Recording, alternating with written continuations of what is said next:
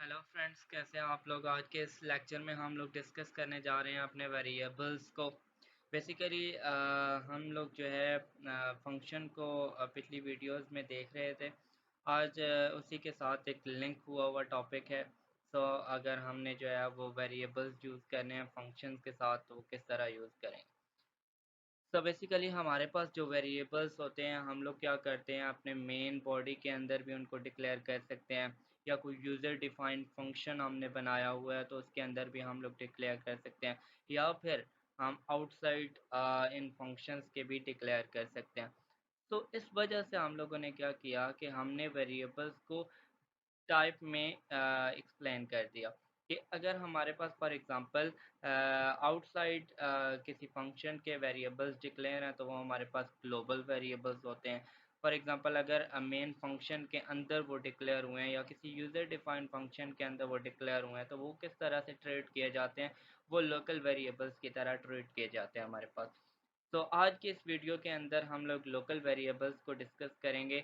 इस practical programme की मदद से आप लोगों को इजीली एक्सप्लेन हो जाएगा कि कैसे लोकल वेरिएबल्स हमारे पास यूज़ किए जाते हैं। सबसे पहले हमने अपने यहाँ पे हेडर फाइल इंक्लूड कर दी है, और मैंने आपको में जो फंक्शंस पढ़ाए हैं उसमें मैंने बताया था आपको कि यहाँ पर हम लोग अपने प्रोटोटाइप मेंशन करते हैं। आप लोग मेन फंक्शन के अंदर भी ये प्रोटोटाइप मेंशन कर सकते हैं, लेकिन हमने यहाँ पे बाहर लिखी हुई है, ठीक है। तो उसके बाद हमने अपना यहाँ पे स्टैंडर्ड यूज़ कर लिया नेम स्पेस एसटीडी। उसके बाद हमने मेन फंक्शन स्टार्ट किया। अब यहाँ पे फ्रेंड्स जो हमने यहाँ पे ये वेरिएबल्स डिक्लेयर किए हैं, ये हमारे पास क्या है, बेसिकली ये लोकल वेरिएबल्स हैं। ये हमारे पास क्या है, ये लोकल वेरिएबल्स हैं। ये क्या है, लोकल वेरिएबल्स हैं, ठीक है। यानी कि इनका जो स्कोप है, इनका जो लाइफ टाइम है, वो जस्ट इन फंक्शंस के अंदर है, ठीक है। इन फंक्शंस के क्या है, अंदर है। यानी कि हम लोग इन वेरिएबल्स को इन फंक्शंस के अंदर ही यूज़ कर सकते हैं। हम लोग आउटसाइड द मेन फंक्शन या यूज़र डिफाइंड फंक्शन के इनको एक्सेस नहीं कर सकते, यूज़ नहीं कर सकते, क्योंकि इनका जो स्कोप है वो जस्ट इस फंक्शन के अंदर है, इस फंक्शन के अंदर है वेरिएबल्स का। तो हमने क्या किया, यहाँ पे हमने दो वेरिएबल्स ए बी को वैल्यू असाइन कर दी, एक को 10 और दूसरे को 20। यहाँ पे हम लोग बेसिकली क्या कर रहे हैं, अपने सम फंक्शन को कॉल कर रहे हैं। यानी यहाँ से हमारा क्या होगा कि सम फंक्शन कॉल होगा। अब कंपाइलर क्या करेगा कि पूरे प्रोग्राम के अंदर सम फंक्शन को ढूंढेगा। जैसे अब उसको यहाँ पर क्या होगा कि यहाँ पे उसको एक सम फंक्शन मिलेगा, ठीक है। ये सम फंक्शन उसको नज़र आएगा, ठीक है। यहाँ पे दो आर्गूमेंट्स जो है हमने बनाए हुए एक्स और वाई, ये दो वैल्यूज़ रिसीव कर रहे हैं, दोनों इंटीजर वैल्यू रिसीव कर रहे हैं। यानी ए की जो वैल्यू है वो यहाँ पे एक्स में आ जाएगी, और बी की जो वैल्यू है वो यहाँ पे किस में चली जाएगी, वाई में चली जाएगी। और यहाँ पे हमने एक और लोकल वेरिएबल बनाया हुआ है आर ई एस के नाम से, और यहाँ पर क्या होगा, एक्स वाई का जो भी रिजल्ट होगा वो आर ई एस में स्टोर हो जाएगा, और यहाँ से हम लोग अपने आर ई एस को रिटर्न कर देंगे। जैसे ही यहाँ से हमारा रिजल्ट रिटर्न होगा, यहाँ पे इस सम फंक्शन को मिलेगा, और सम फंक्शन इसको यहाँ पे एस में भेज देगा, और एस की जो भी वैल्यू होगी हमारे पास प्रिंट हो जाएगी। अब इसको रन करके आपको बताते हैं। ये देखें, हमारे पास क्या हुआ कि यहाँ पे ए की जो 10 और बी की वैल्यू क्या थी 20, इन दोनों का सम क्या आ गया हमारे पास 30। और फिर जैसे ही सम कैलकुलेट हुआ उसके बाद ये मैसेज ओके प्रिंट हो गया।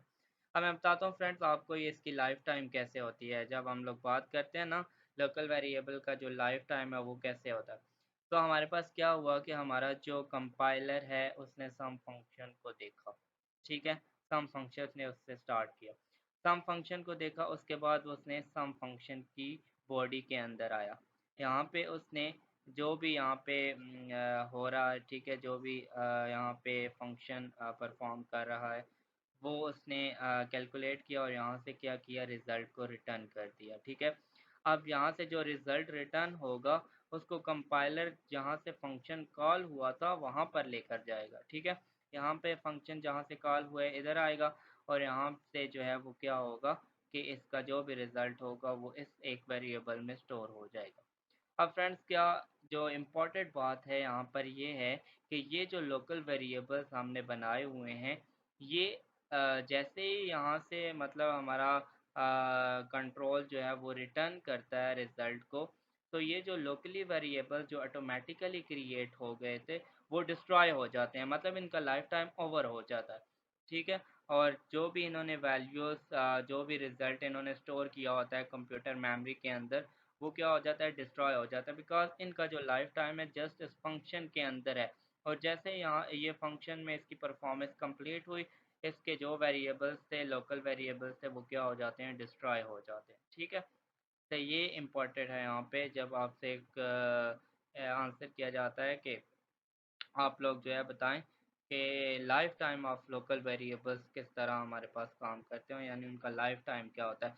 तो लाइफ टाइम बेसिकली हम इस तरह इसको डिफाइन करते हैं कि जो टाइम पीरियड होता है किसी भी वेरिएबल की क्रिएशन का या उसकी डिस्ट्रॉयनेस का, ठीक है।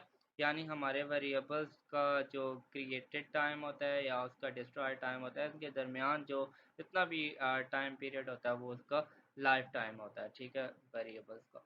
तो आज के लेक्चर के लिए इतना ही। आपने इसको मज़ीद प्रैक्टिस करनी है और डिफरेंट प्रोग्राम्स बना के देखने हैं कि किस तरह से हमारे पास लोकल वेरिएबल्स काम करते हैं, ठीक है। नेक्स्ट वीडियो के अंदर हम इंशाल्लाह अपने ग्लोबल वेरिएबल्स की बात करेंगे। तब तक के लिए अल्लाह हाफ़िज़।